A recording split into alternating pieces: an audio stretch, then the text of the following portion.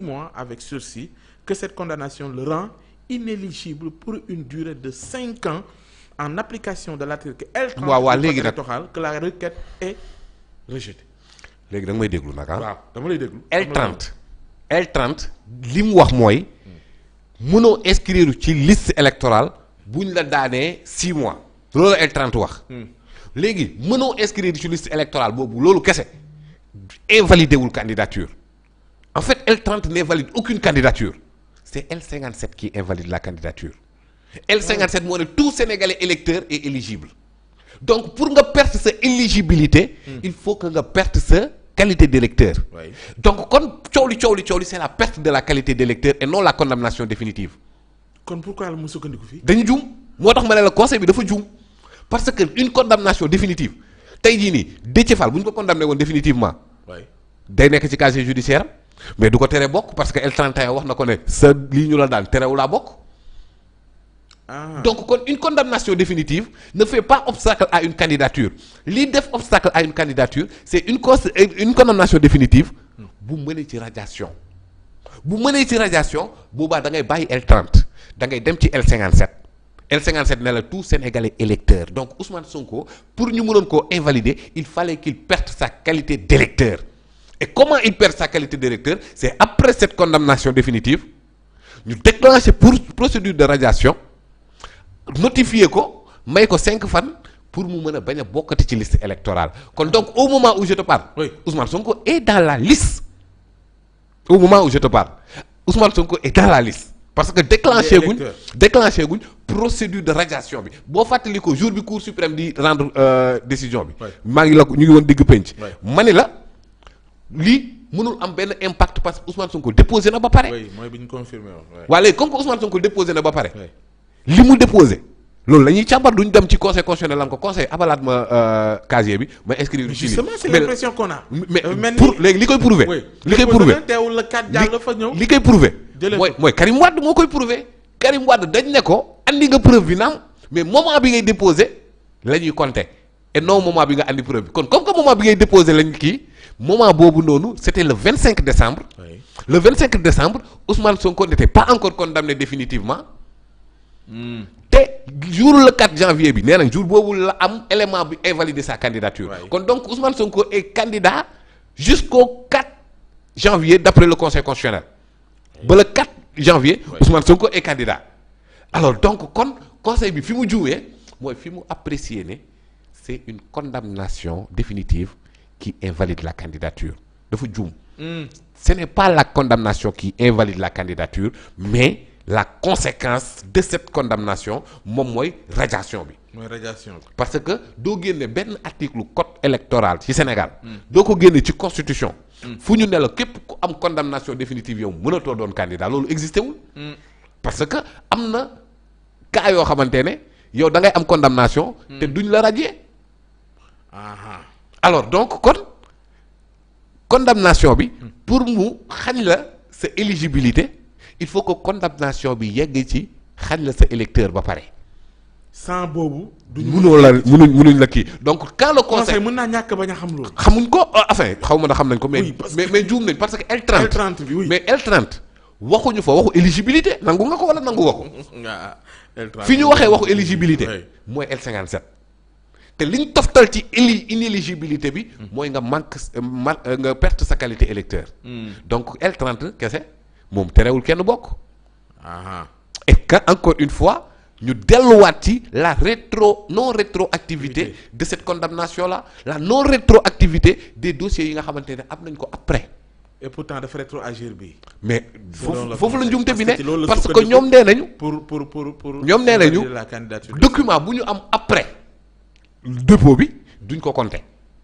la preuve Karim Wade ils ont eu le document ils ont eu le décret. après de sa perte de nationalité. ñu ne ko déedéet yow ba ngay déposer la ñuy compter. oui kon lu tax Ousmane Sonko compter wuñ bi muy déposer kon parce que bi muy déposer rek le 25 décembre ñoom ñoo ne Ousmane Sonko mu ngi invalidé le 4. oui kon le 25 décembre moom validé woon na lan moo tax ñoom càmbaruñ mbir mi ci 25 décembre yóbbu ko ci 4 janvier Pa Ousmane est-ce que comprendre nga li may wax. waaw pourtant jaxasoowul de. non waxuma non li nga wax. lu leer laa lay expliquer nii. dama ne le fait que waa ñoom sur cette question mu yomboon ñu tranché ko et que ñu bëgg a jël condamnation du 4 janvier. ñoom ñoo ko wax parce que dafa mel ni li ñu ko jëlee mooy le fait que li nga xamante ne ñoom ñoo ko wax L30 doo fa lire ba dégg fa. ñu ne la. question d'éligibilité dañ ne la ne peuvent pas être inscrits sur les listes électorales. ñu cité la ay affaires. léegi nag ñàkk mais la preuve xam nga bu njëkk ba avant 2018. mënoon nga bañ a bokk ci liste électorale teew da ngay doon candidat. en 2018 pour éliminer Khalifa et Karim ci lañ dugal ci biir L57 benn mot. électeur. en définitive lan moo xañoon Karim ak Khalifa ñu doonoon candidat. li leen ko xañoon. moom mooy perte seen qualité d'électeur. te xam nga ne foofu sax erreur daf ci am. fan Khalifa n'a jamais perdu sa qualité d'électeur.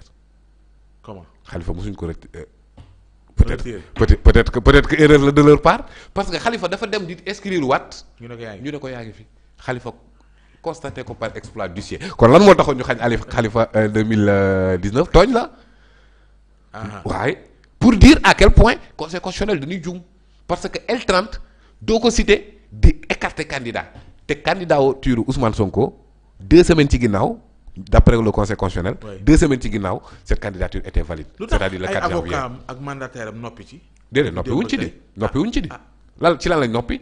depuis bi liste bi génne ba léegi. parce que décision bi ñu non forcément jot nañ ci. non jot nañ ci. bien sûr lan moo tax waaye ñu noppee ci nii comme si daal non qu'est-ce qu'ils peuvent faire parce que ñoom au moins. comme ni ko tey recalé yi defee jàkkaarloog taskatu xibaar yi ne woy dégg nañ conseil wax na lii ñoom Mimi Touré ak ñoom Abdourahmane Diouf. bon de toute façon je ne peux pas répondre à leur place mais man daal en tout cas. ce dont j'en suis sûr lii ma la wax nii. moom lañ bind fii te lii may làkk nii ay olof la. sénégalais yëpp mën koo dégg mën koo comprendre. ñoom ñoo ne 4 janvier la Ousmane Sonko am une condamnation définitive. donc boobu mënatul bokk. ma ne leen kon donc. Ousmane Sonko à partir de 4 janvier ci la mënatul doon candidat. ñu ne ma waaw ma ne leen pourtant déposé na le 25. ñoom ci biir seen arrêt bii. ci décision bi ñoom ñoo ne ci wax ko Karim Wade ne ko jour bi nga déposé ñun la ñuy compter te yow jour bi ngay déposé nekk te yaa ngi woon ak beneen nationalité lii ba Ousmane lu leer la. kon conseil constitutionnel dañoo juum. oui noonu lañ ci yemee rek dañoo juum en évoquant l'article L30. article L30 waxul kenn ne la. doo doon candidat daf la rek mënatoo bokk ci liste électorale bi léegi mënatoo bokk ci liste électorale bi nag conséquence am L57 nga koy fekk. oui mais bu continuer nii ak ni ko conseil waxee maanaam fii ak 5 ans li nga xam moom la Khoureyssi Ba waxoon te mu juróoloon ko coow la. Khoureyssi Ba waxoon na loolu la conseil constitutionnel ñu dëgg c'est-à-dire maître Khoureyssi Ba fi mu juumee woon moom moo doon que ni la procédure de radiation n'est pas encore engagée foofu la juumee mais le fait de dire que ni 6 mois da lay éliminer loolu dëgg la. mais li tax mënul woon éliminer Sonko mooy Sonko déposé woon na ba pare. oui mais à l'état actuel là. waaw su fekkee considérant conseil constitutionnel ci décision bii nii. non la appliqué ni Ousmane Sonko mooy kon fii ak 5 ans Ousmane. déedéet du falu du fale. déedéet du loolu de. lan la. parce que cette décision là waaw cette décision là n'est pas définitive. cette décision bi. Ousmane Sonko nee naa la mu ngi ci liste bi ba pare danoo juum léegi bu ñu déclenché processus de radiation bi. dañ ko koy notifier buñ ko notifier na woon fa woon may ko 5 jours mu dem ci fi mu inscrire def recours ñu delloowaat ko ci liste bi mais nii may waxee nii Ousmane Sonko mu ngi ci liste bi. waaw d'accord mais nii mu ngi ci liste bi te nekkul ci liste candidat yi.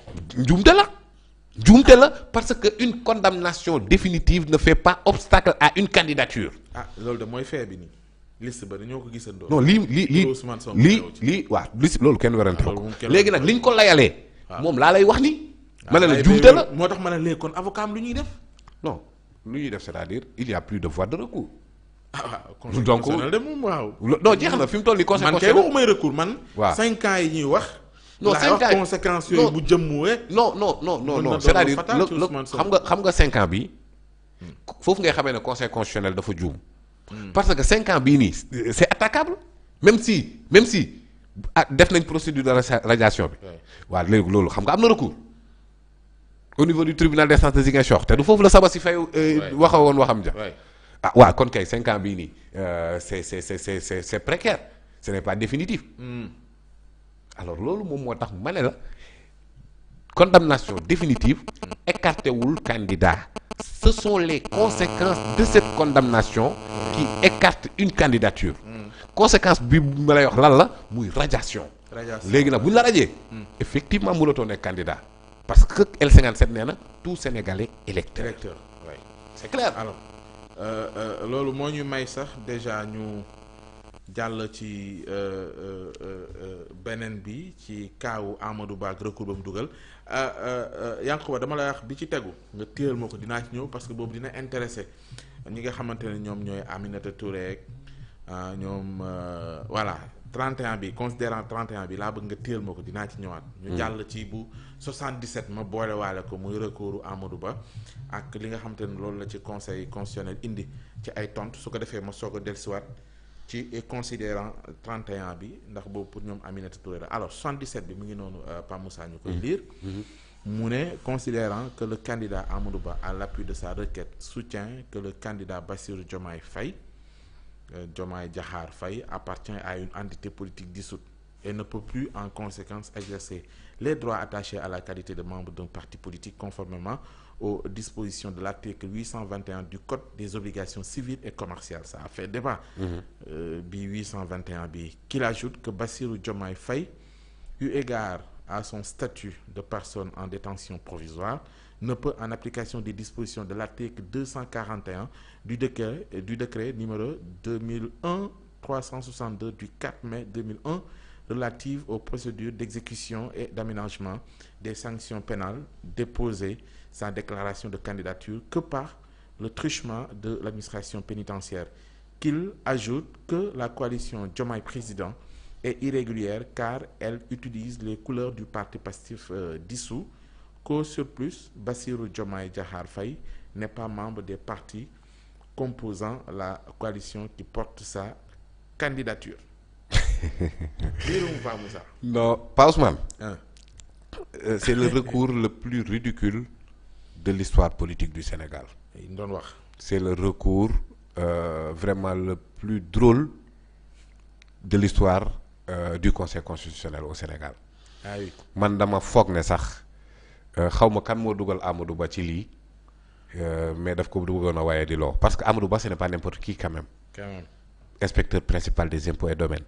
Directeur général des impôts et domaines. Ministre de l'économie et des finances. Ministre des affaires étrangères.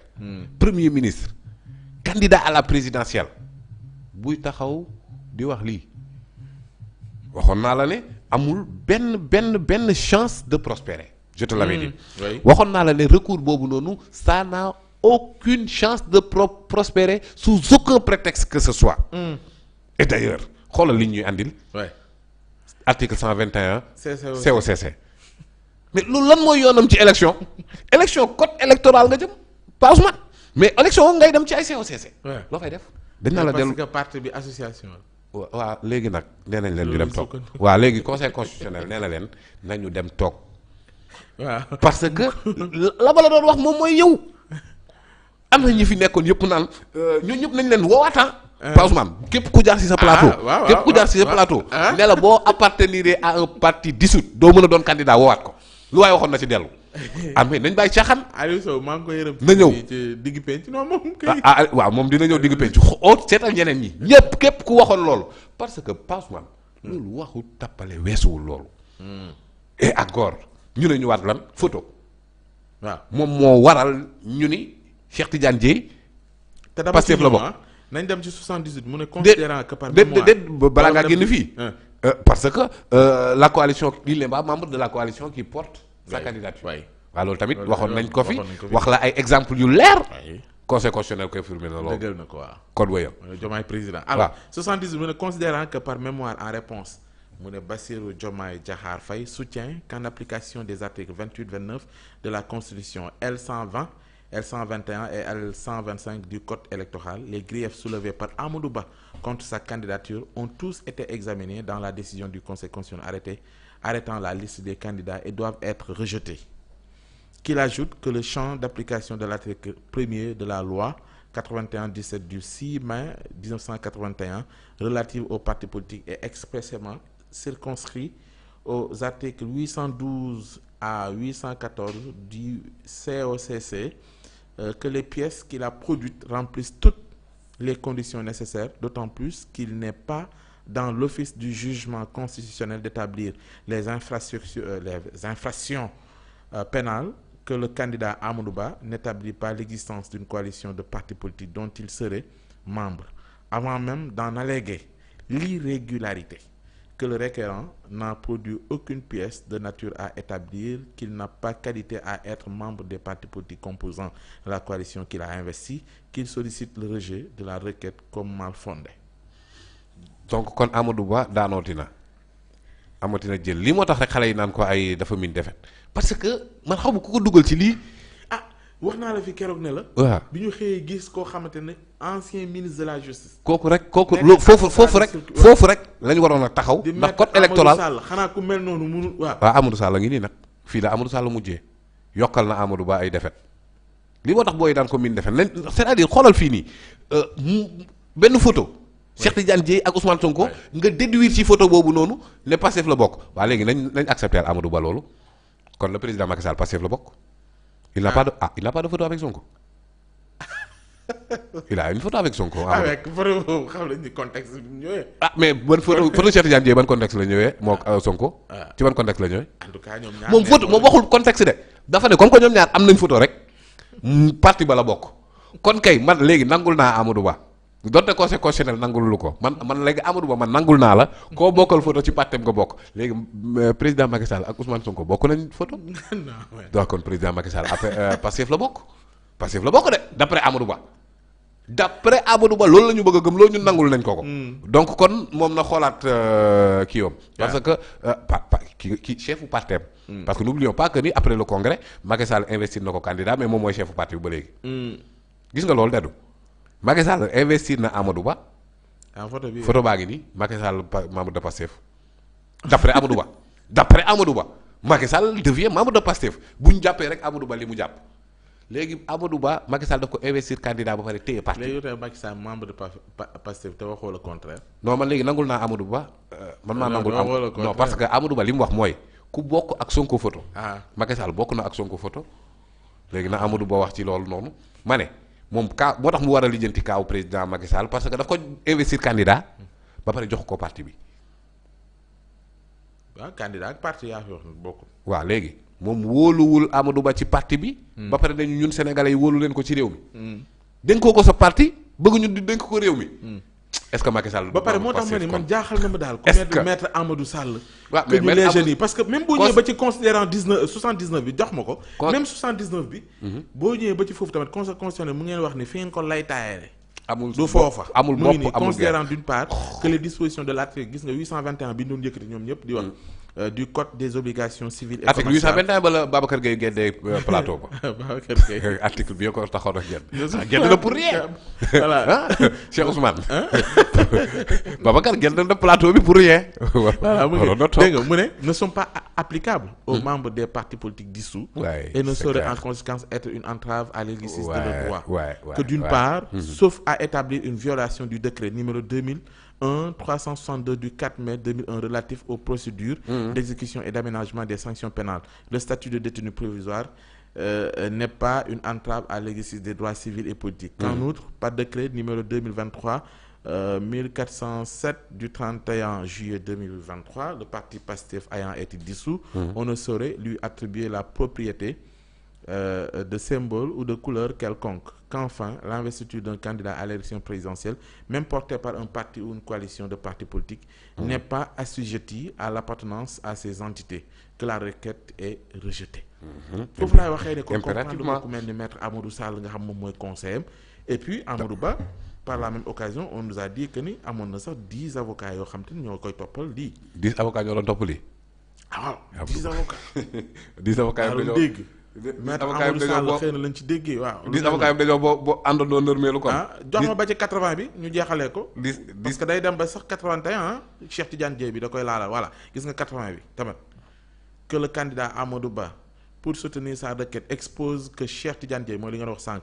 appartient au parti politique PASTEF une entité politique dissoute et ne peut plus en conséquence exercer les droits attachés à la qualité de membre d'un parti politique conformément aux dispositions de l'article 821 du Code des obligations civiles et commerciales, qu'il conteste la qualité de candidat indépendant de Cheikh Tidiane Dièye du fait qu'il est militant du parti politique dénommé Avenir Sénégal, reconnu en 2015 sous récépissé numéro 17603 voilà mu ngoog DLP que ce parti politique est membre actif de l'ex-parti PASTEF de la coalition Yewwi Askan Wi, qu'il sollicite en conséquence que la candidature de Cheikh Tidiane Dièye soit déclarée irrecevable. ñëwal ci 81 bi considérant par mémoire en réponse Cheikh Tidiane Dièye rétorque que la décision numéro 1E 2024 du 12 janvier 2024, le Conseil constitutionnel a examiné les conditions de recevabilité de sa candidature et n'a relevé aucune irrégularité relative aux conditions de fond prévues par les articles 28-29 de la Constitution, qu'il ajoute qu'il a jamais été membre du parti politique PASTEF dissous, que le mouvement Avenir Sénégal bi ñu bëgg auquel il appartient est différent du parti politique Avenir Sénégal et est doté de ses propres attributs. donc 10 avocats yëpp dañoo juum quoi. maanaam beneen parti la ñu andi naan ko oh là là. ba ci 82 bi gis nga considérant qu'il ressort de la déclaration de candidature de Cheikh Tidiane Dièye et des pièces y annexées que ce dernier est investi par une entité regroupant des personnes indépendantes dénommées président bi ñu bëgg et non par le parti politique Avenir Sénégal. Voilà. Que le requérant n'apporte pas la preuve que Cheikh Tidiane Dièye est membre de ce parti ou du parti politique PASTEF dissous, que sa requête est bonnement rejetée. Mooy li ma la wax léegi rek yóbbulaat nañ Amadou Ba beneen defet ah ñi ngi naan la min na defet nga koy yokkal defet lii nga ne 10 avocats ñoo ci taxaw lii. waaw quand même. ci info yi ma jotande on nous parle di avocats yoo xamante ne na ko peut-être. maanaam 10 avocats mënuñu sax def la dichotomie entre deux partis politiques yu bokkul. nee woon naa la ni la Cheikh Tidiane Dièye indépendant la dugal Cheikh Tidiane ci boppam wax na la indépendant la dugal. te xam nga ni boo bokkee ci parti politique mën a dugal indépendant Cheikh Tidiane Dièye xam na loolu. Diomaye dugalul indépendant. voilà donc moo tax ma ne la rek dafa am benn waay ju ma doon topp ci messenger bi chaque jour day saaga xam naa waa kër ñàkk jàmm la démb bi affaire bi xëyee xam naa mu liir mu ne waa sa saaga bi sama saaga yi moom xanaa dama lay boole yow ak waa conseil constitutionnel rek déet waay li nga doon wax la conseil wax de sauf mbirum Sonko bi te. oui voilà mbirum Sonko bi wax naa la jumte bi fi mu ne li dal Ousmane Sonko moo ko nee naa la képp ku ko waxoon wëri ko ci réew mi moom na waxaat moom di nga ko dékk sa micro de Aliou Sow Bassir Fofana maanaam ña doon wax ñëpp nañ ñëwaat Cheikh Yérim Seck nañ ñëwaat Babacar Gueye nañ ñëwaat Diakhaté nañ ñëwaat ñoom ñëpp nañ waxaat ci lii. oui mais yow gisoo ci incongruité. à laquelle.